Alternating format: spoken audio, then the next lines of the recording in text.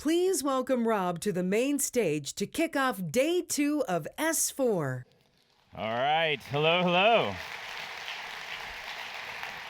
All right, thanks folks. Welcome. Appreciate you waking up and coming to this, even though I'm pretty sure everybody was having a good night last night. But I want to talk about a pretty serious topic, even though I'm standing here in a parrot t-shirt and looking quite ridiculous.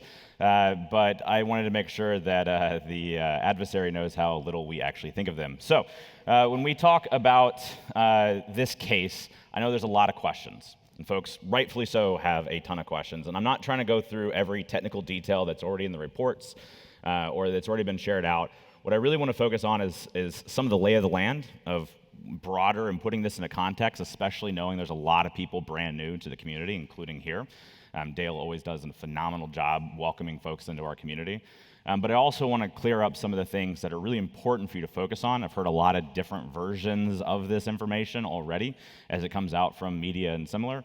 So I want to make sure that you leave with the right information and understanding of how to think about this in context of your security in your industrial operations. So first up, as we think about the capability here, as I get it clicking, nope. All right, we're gonna start off that way. And for the stage hands, if you just progress me to slide 1, there, thanks.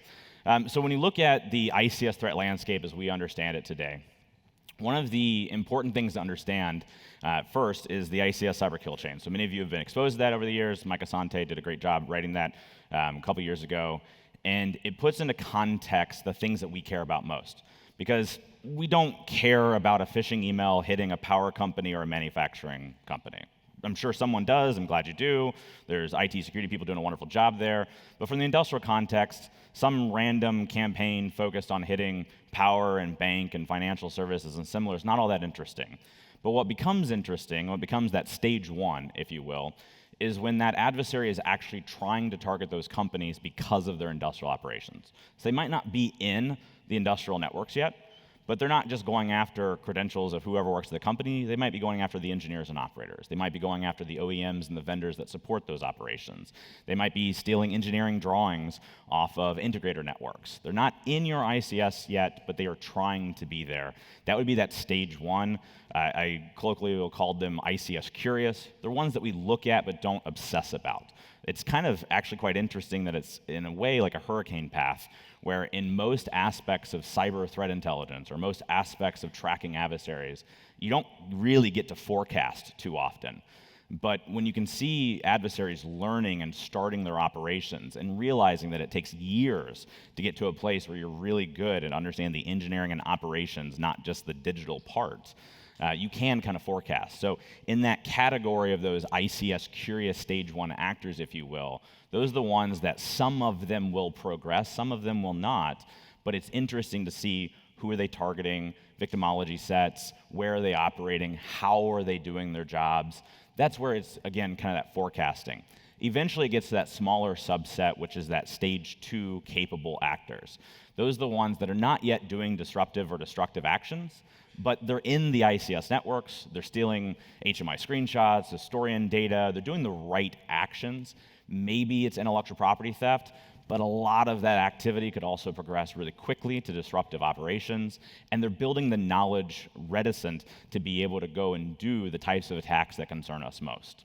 And then finally, you get into that group, the very small group, that has actually achieved their goals. Whether or not that their goals may be grander in scale than they've achieved is a debate, but they are actually able to get to a phase where they're disrupting or destroying equipment, disrupting operations. That's that stage 2 act. They've sort of finished out the kill chain, if you will. And as of today, we'll be talking about Trinovite, which is the latest one that actually achieved that stage 2. Now, also in the names, I'll just note, they're all made up. It doesn't matter. They're silly names. They're just there to talk about a cluster of intrusions that is doing this activity.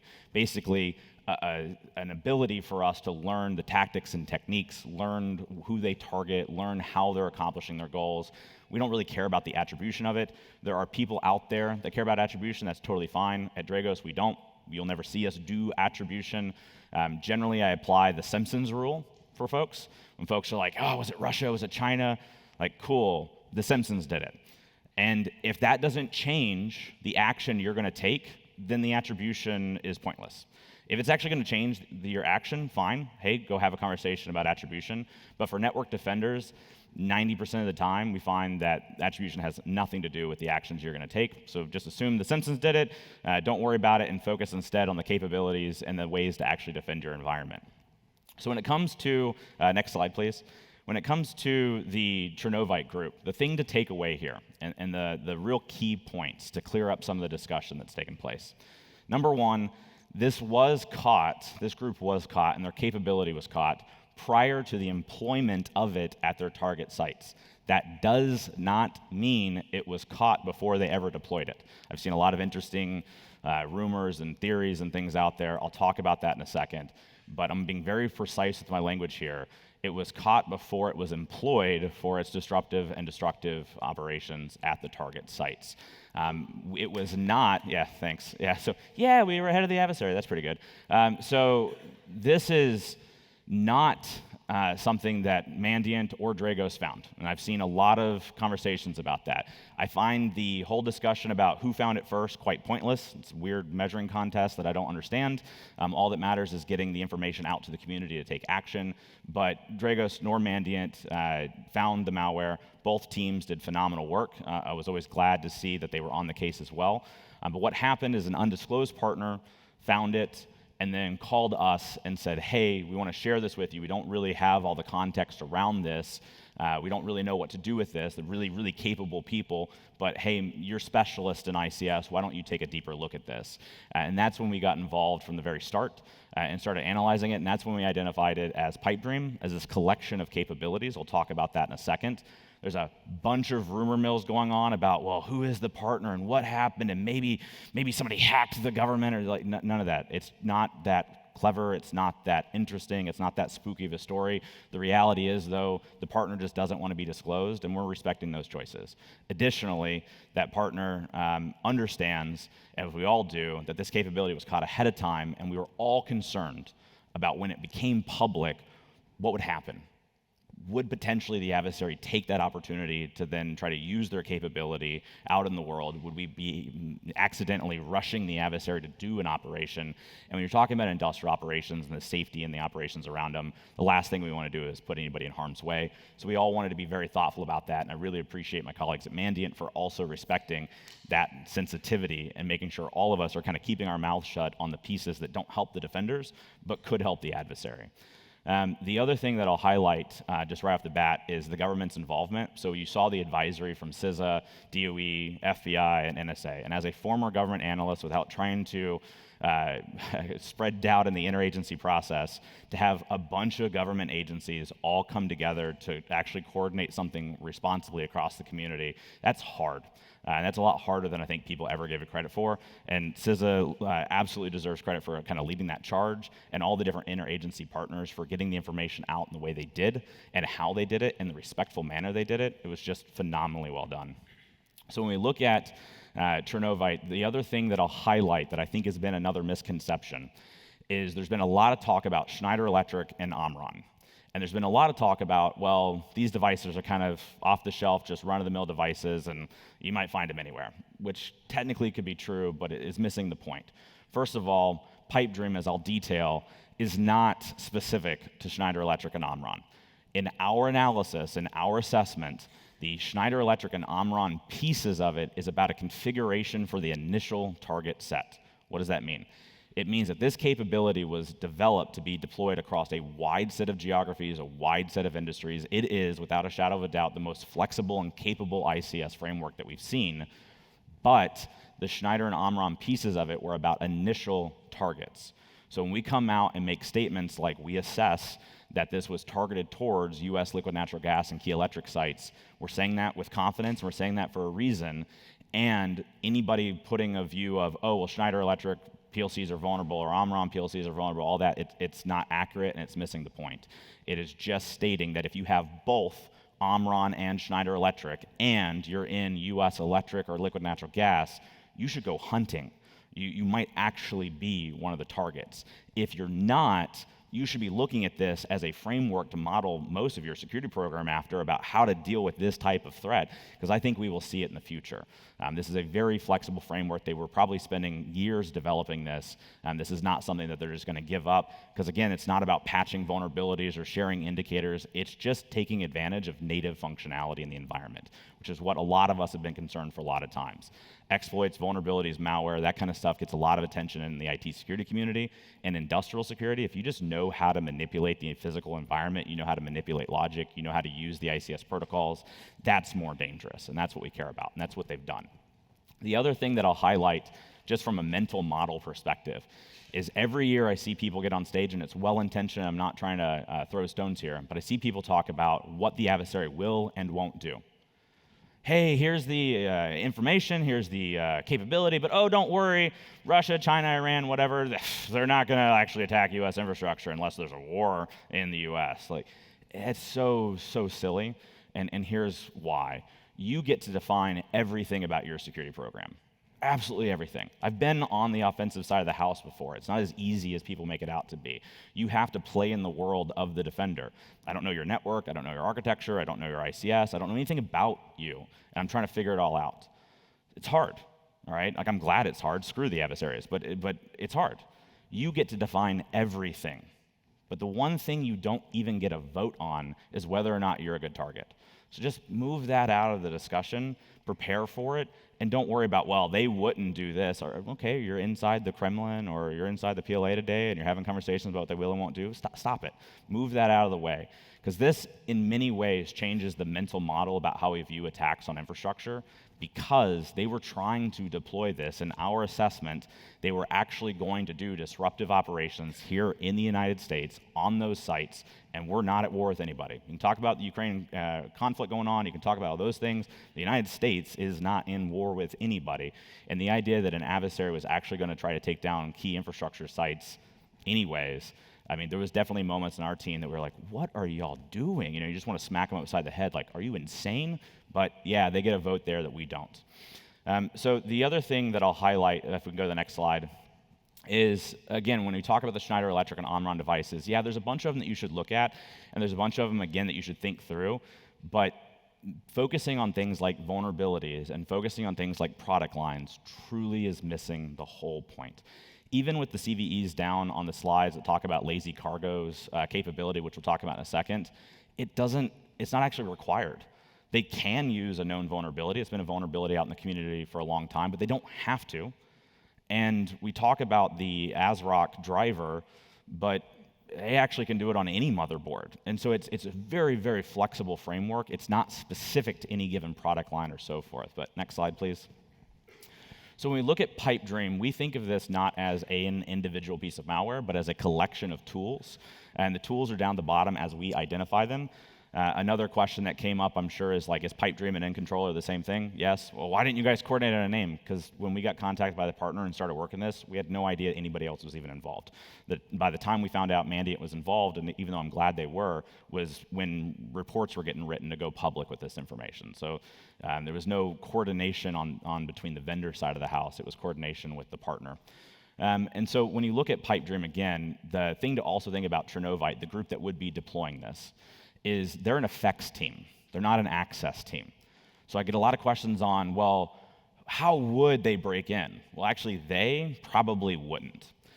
You would generally have some other team that's knocking down the door. You have the access development team, but the effects team are the folks that actually come in to deploy capabilities and achieve effects, and that's Chernovite. And we've seen that before. We track a group called Comicite, which is a group that essentially kicks down the doors of electric companies, followed by Electrum. Electrum ends up deploying capabilities. They were the ones responsible for the 2016 electric outage in Ukraine. And you see that handoff that takes place. And it's kind of hard to pick up on that, but very often, every now and then we get a good view into that. And the thing, again, to be aware of there is this team can sort of ride on the back of any other of those access teams. So don't think about how am I blocking them from getting in. Focus on how am I detecting and responding to them once they're in. The other thing to think about is the underlining capabilities, and again, I'll walk through these in depth, but the underlining capabilities are really meant for any industrial environment. right? Using OPC, using Modbus, using native functionality. So again, just focusing on any one piece, missing the point, but any one of these capabilities could be used in isolation. So it's not our assessment that all of PIPEDREAM would be deployed in any given attack. This is a very, very flexible framework. They can use individual pieces of it. They could use all of it together. I'll walk through some of those scenarios, but they don't have to. All right, so let's take a look at these. And again, next slide, please. And I'm going to try to put this into context. So when you look at lazy cargo, and we use that ICS cyber kill chain as a frame of reference, this is the capability that would be leveraged in kind of that stage one. So somebody's already knocked down the door, the access team is given access to Trinovite, and then they come in and they deploy this lazy cargo capability, this malware. And the interesting thing here again is folks are focusing on the ASRock driver and the ability to get code execution on that system and actually make sure that they have persistence on that system. But ASRock is just the driver they were using in that initial configuration. Same thing with that Schneider-Omron discussion I had earlier. It's not specific to it. So every single Windows device that has a motherboard, so all your different Windows devices, any of those motherboards actually work in the same way that they're trying to do the ASRock driver. Again, though, somebody's still got to kick down the door. Somebody's got to get in there, like you've got to have admin privileges already. But after that, what they're doing to load this capability in the unsigned driver is not ASRock specific. It just works with any different driver set and any different motherboard or virtual machines. Next slide, please. The other stage one capability that they have in this is Dust Tunnel. So when you look at Dust Tunnel, it is essentially the implant itself. So think about access team kicking down the door. Think about lazy cargo getting put on the system to get execution and persistence. Think about the Dust Tunnel capability is actually being the mechanism to have long-term capability on that system, reaching out to command and control addresses, being able to interact with the target environment on a persistent and continual basis. So this would be the one that you would look for kind of at the later stages, which would be command and control related and how the adversary is actually interacting with your environment. It's got all the normal kinds of things that you'd expect, virtual machine defeats and similar. So it's got kind of its anti-forensic capabilities that you would expect in any given modern malware. But the big thing there, again, is the exfiltration and the interaction with the system. Next slide, please. This is where it starts to get a little bit more interesting. Mousehole being a stage 2 capability. Yeah, next slide, please. Mousehole being a stage 2 capability now, so something that you would use in the ICS networks and something that could be used for either developing knowledge in the environment, using OPC to actually identify the tags and information around the environment, enumerate the different type of equipment, et cetera. Or you could also use it as a standalone attack module where you're actually able to go write and interact with clients over OPC. The interesting thing here, while we don't want to build up the adversary, personally, I think they're assholes, but while we don't want to build them up, this one is pretty clever. When you look at the OPC module, they essentially took the crash override or in-destroyer OPC module from before and really honed it in. I'm not saying they're sharing code, I'm not saying it's the same team, but they paid attention.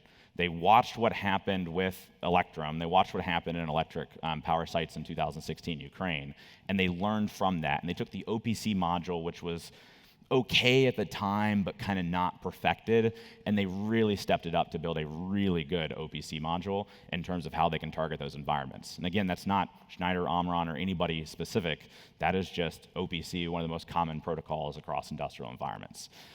So something that you'd be definitely looking for is the interaction of systems with your controllers, your equipment, your historians, your HMI alarm servers, things like that, using OPC in a way that you're not currently using it in your environment. Next slide, please. After that, there's Evil Scholar. So Evil Scholar is the one that's getting the attention with the Schneider Electric kind of discussion there.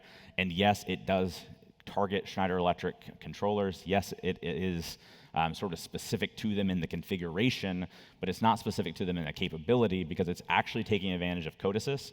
And Codesys is an underlying software framework that's in tons of different manufacturers. It's actually one of the more common ones.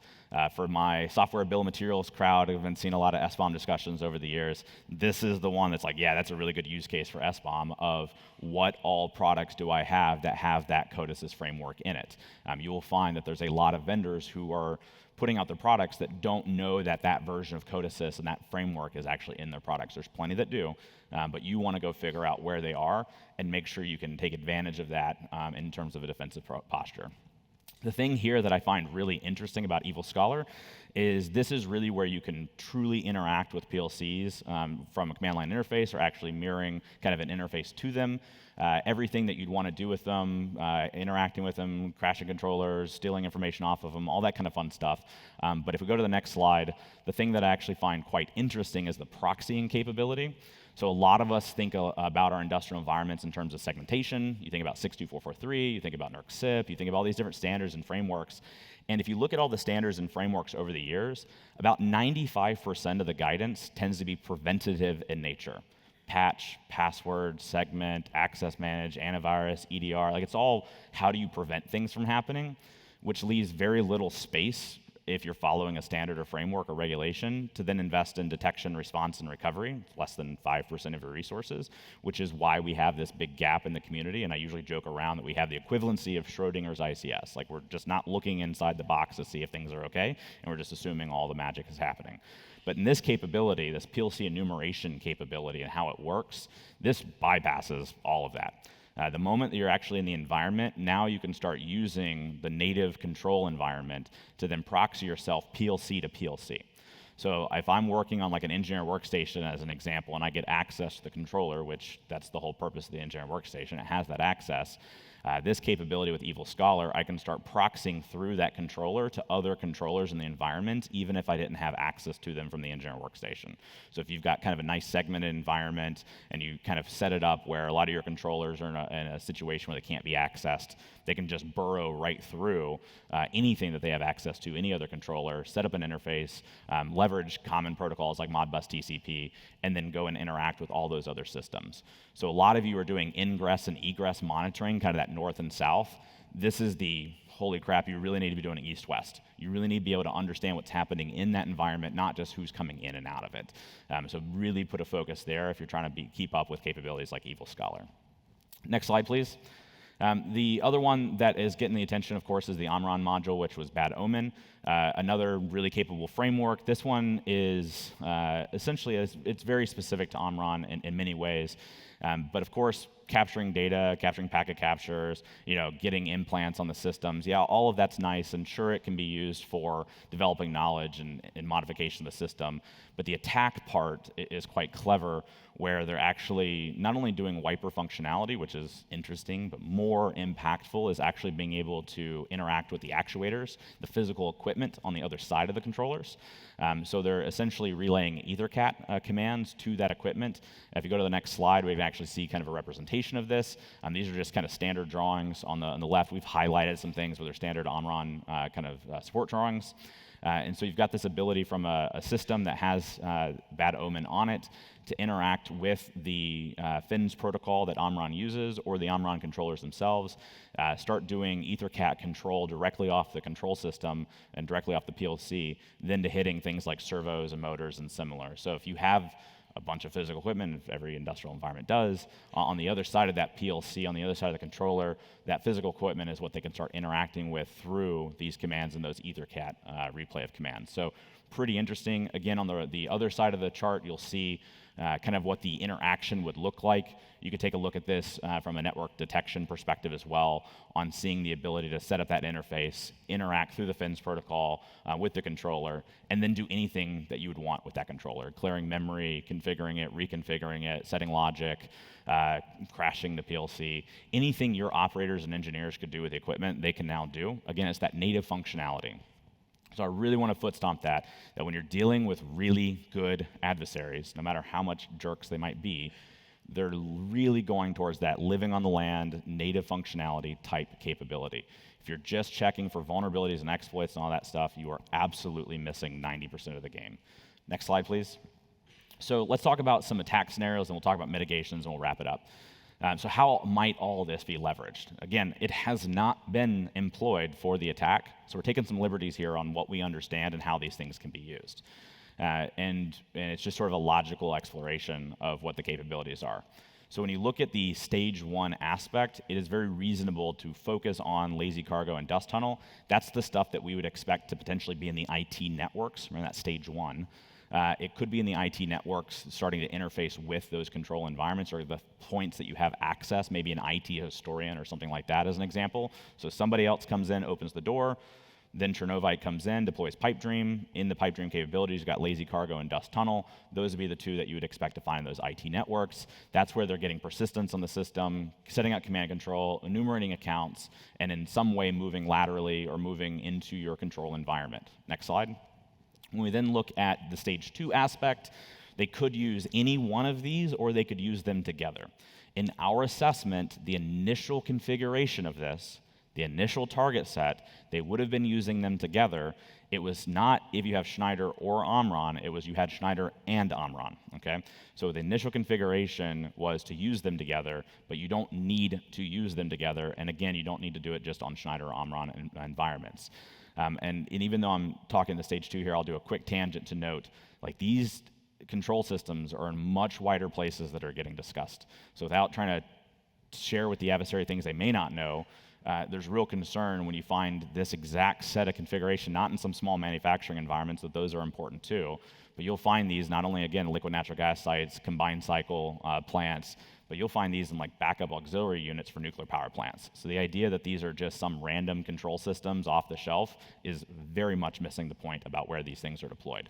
But when you look at the stage 2 capability, Mousehole is that one, again, OPC enumeration, being able to figure out if you were using it with everything, you necessarily wouldn't actually execute an attack with this module. You would use this to figure out what all is in the environment, kind of all that network discovery that defenders should be doing. Your adversary's got to do it too. So figuring out all the different actual control equipment in that environment, then using the Evil Scholar capability on the Schneider Electric controllers or other controllers that they wanted to go after, especially with the ability to manipulate those, and then using Bad Omen, especially on the physical equipment side, being able to interact with the controllers on those servos, those actuators, the various other side of the PLC, if you will. Next slide. So when we think about this just as an abstract, this is kind of how we put it together with the classic Purdue model. Also, I'm going to take this opportunity to do a quick tangent. Those of you that keep claiming the Purdue model is dead, please stop it. Read the paper. The Purdue model is about time, not your network architecture. Anyways, so on the Purdue model here, when you're looking at the way that these capabilities will be used, obviously, again, level 4, it depends on how you've actually architected your environment, but kind of those level 4 capabilities is that what we call that stage 1. You're getting down to that level 2, level 1 pretty quickly when you're talking about the other capabilities. So I would expect for you to find these types of capabilities in those environments. It's very reasonable that a bunch of you go, cool, what are the indicators? I don't actually think that's the right investment of your time. I'm not able to share the indicators because the partner had very restrictive sharing rules, appropriately so. I would give them to you if I had them. I can't. But more importantly, it's not actually deployed anywhere in the world in terms of its actual effects, so focusing on those is missing the point again. What we see in all these different ICS attacks is the technical indicators change very, very rapidly. It's the tactics and techniques, those procedures, if you will, that you really need to focus on. So focusing on these portions of your network with these styles of capabilities will help guide you to what you should be looking for and how to be looking for it. Next slide. In terms of mitigations, these are the mitigations that were put out. I'm not going to go through all of them. I just want to highlight a couple things. These are all very preventative in nature. That's the guidance that typically comes out, is how to prevent stuff. Again, a lot of your focus, an overly sized piece of your focus should be how do I detect and respond to these things, not how do I prevent it, because there's a wide range of ways that it could get into your environment. The other thing I'll note is there are recommendations here like change default credentials, and if I just put out an ICS advisory that was like, change your default credentials, most of you would just like start booing and throwing stuff at me, like I get it, but in this case, on the Schneider Electric PLCs, you'd be wanting to take a look at changing the default configurations. The module takes advantage of like admin passwords and similar that can be changed on that controller. And so it's not saying you should go around and change all the credentials in all your environments. I think that'd be a waste of time. But on those specific controllers, if you have them and you're worried about this capability, that would be an appropriate control in this situation. The other thing, of course, that I'll highlight is just the ICS Focused Incident Response Plan. Even though we're a technology company, we take a lot of incident response cases, and just 9 times out of 10, folks are unprepared. The OT staff is not talking to the IT staff, or vice versa. The executives and the board have a rosier view of the security posture of that company than is in reality, and it just spends a lot of time where we can't answer 50% of the questions or more that you're trying to ask. So I would use Chernovite, I would use this PIPEDREAM capability to go model out a tabletop exercise of what would this look like in our environment. Do we even have the data to detect it? Do we even have the data to answer the questions that we have? If I was going to build an ICS security program from scratch, I would end up modeling off of this capability to start with. Probably ransomware and this one. Ransomware on the likelihood, this one on the impact side. Next slide, please. This is just to be left in the slides. We don't have to go through all this, but the MITRE ATT&CK for ICS framework that MITRE put out is a phenomenal opportunity to look at those tactics and techniques of the adversaries. When we look at PIPEDREAM and Chernovite, they have the ability to do more of the framework than any other adversary we've seen. I think it's something like north of 30% of all the different known tactics and techniques they can take advantage of. So the good thing is, if you were already doing the things we've been talking about for years, you're in a really good place. You can detect those kind of behaviors, if you can detect those kind of environments, if you're doing the east-west monitoring, if you're doing the type of security that we've been talking about, you're in a great place and should not be freaking out. If you haven't, you really are behind, and you want to go take a look at this and hurry it up. Next slide. There's resources for you again in terms of kill chain paper, the year in review, which comes with the threats discussion we had, and then the PIPEDREAM report. Next slide. Cool. So before I leave the stage, I know very well that there's plenty of adversaries out there that watch these videos. You're sitting around in your office and you think you're clever. And so I want to do something a little bit weird, and hope you just hang with me for a second. But for the folks that deployed this and think you're cool, and the security community usually builds you up and tells you how exciting you are and assigns like pandas and crap to you, and you get cover stories and all that crap, I just want to let you know that you are an embarrassment. The fact is, we found your capability before you even got a chance to use it. There are 7 ICS capabilities out there in the world. All other 6 of them, regardless of how successful or not, at least got to get their capability to deployment. You did not. You should be embarrassed. You should go home. You should be fired, honestly, for what you did. You're an asshole, and none of us like you, and I hope you have a horrible life. All right, thanks, everybody.